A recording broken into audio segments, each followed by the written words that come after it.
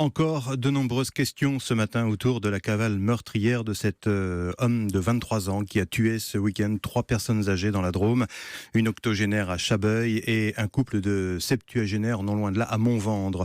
Le suspect a été interpellé et placé en hôpital psychiatrique, mais on a appris hier qu'avant les agressions dont il est soupçonné, le jeune homme, présenté comme un déséquilibré, avait été admis aux urgences de l'hôpital de Valence après une altercation dans un TGV, mais qu'il s'était enfui avant sa prise en charge par les médecins. Reste que le drame a littéralement traumatisé les habitants de ces 2 villages de la Drôme, Alexis Henbel. Il faut dire que ce sont toutes les deux des petites communes de la Drôme, situées à quelques kilomètres de Valence, des communes très tranquilles où tout le monde se connaît plus ou moins.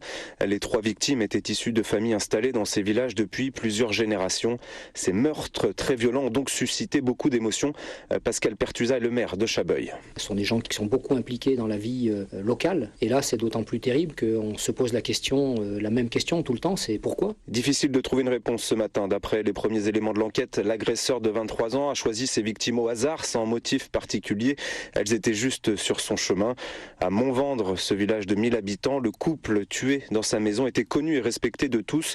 Le mari avait notamment été adjoint à la mairie. Jean-François habite depuis 30 ans dans le village.